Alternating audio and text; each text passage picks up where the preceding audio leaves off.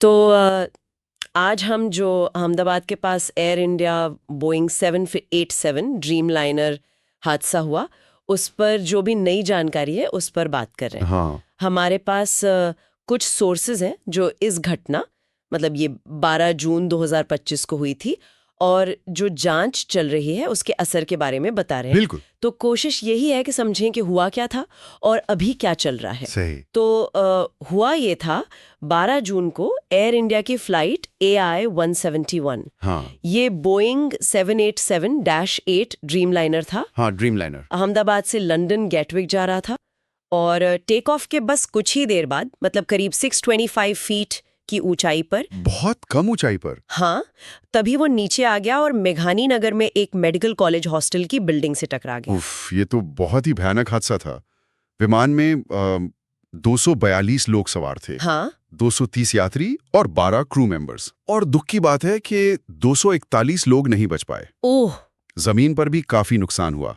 मतलब करीब 39 से 60 लोग या तो मारे गए या घायल हुए। यानी डबल ट्रेजेडी। हाँ बिल्कुल। बस एक ही यात्री, विश्वास कुमार रमेश नाम था उनका, वो इमरजेंसी दरवाजे से किसी तरह बच निकले। कमाल की किस्मत। खैर, इतने बड़े हादसे के बाद जाहिर है जांच तो फौरन शुरू हो गई होगी। हाँ बिल्कुल। विमान के ब्लैक बॉक्स, मतलब वो फ्लाइट डेटा रिकॉर्डर और कॉकपिट वॉइस रिकॉर्डर, हाँ, CVR और FDR। वो दोनों मिल गए हैं। और भारत की जो AAIB है, यानी एयरक्राफ्ट एक्सीडेंट इन्वेस्टिगेशन ब्यूरो, जी, वो अमेरिका की NTSB और UK की AIIB की मदद से उनका एनालिसिस कर रही है। अच्छा, तो इंटरनेशनल कोऑपरेशन है। हाँ, जरूरी भी है ऐसे मामलों में। और शुरुआती फुटेज में, मतलब रिकॉर्डर से, ये दिखा है कि लिफ्ट और थ्रस्ट, यानी ऊपर उठने और आगे बढ़ने की ताकत। हाँ, उसमें अचानक तेजी से कमी आई।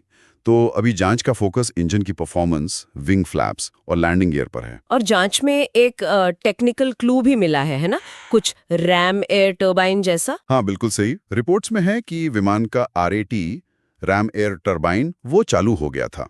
अच्छा, ये RAT क्या होता है? ये असल में एक छोटा टरबाइन होता है जो इमरजेंसी में बिजली पैदा करता है, हवा के दबाव से चलता है। ओके। और ये ज्यादातर तभी चालू होता है जब दोनों इंजन फेल हो जाएं या हाइड्रोलिक सिस्टम में कोई बड़ी दिक्कत आ जाए। ओह, तो इसका चालू होना मतलब कोई सीरियस प्रॉब्लम का सिग्नल है। बिल्कुल। ये एक बड़ा संकेत है कि कुछ बहुत गड़बड़ हुई थी। ये तो वाकई अहम जानकारी है।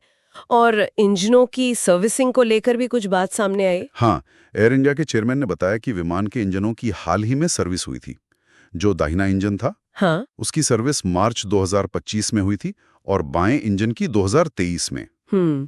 मतलब हाल ही में सर्विस हुई थी। फिर भी ये तो एयरलाइन के मेंटेनेंस पर भी सवाल उठाता है ना, चाहे वजह कुछ भी हो। हाँ, सवाल तो उठते हैं।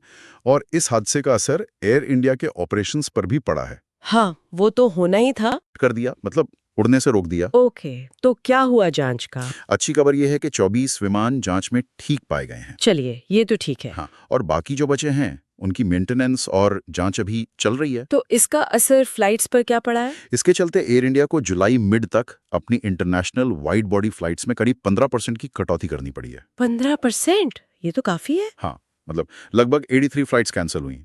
मकसद यही है कि सेफ्टी पूरी तरह कंफर्म हो जाए, फिर नॉर्मल ऑपरेशन शुरू हो। सही बात है, सेफ्टी पहले।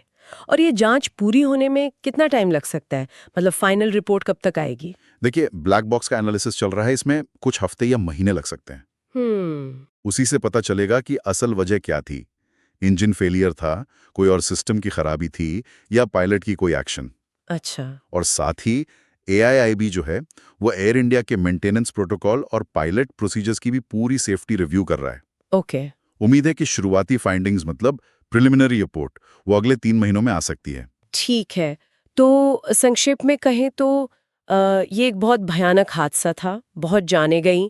एक मल्टीनेशनल जांच चल रही है जो टेक्निकल चीज़ों पर फोकस कर रही है, जैसे इंजन और बाकी सिस्टम्स। हाँ और इसका एयर इंडिया के ऑपरेशन पर भी बड़ा असर पड़ा है। बिल्कुल। जांच अभी शुरुआती दौर में है। जैसे जैसे और जानकारी सामने आएगी, तस्वीर और साफ होगी। हाँ, लेकिन ये घटना सोचने पर मजबूर करती है ना? मतलब टेक्निकल कारण जो भी निकले, पर हम कितनी ज्यादा कॉम्प्लेक्स एविएशन टेक्नोलॉजी पर निर्भर हैं। सही बात है। और एयरलाइन सेफ्टी कल्चर और प्रोसीजर्स के बारे में भी ये क्या सवाल उठाती है। ये कुछ बातें हैं जिन पर विचार करना होगा।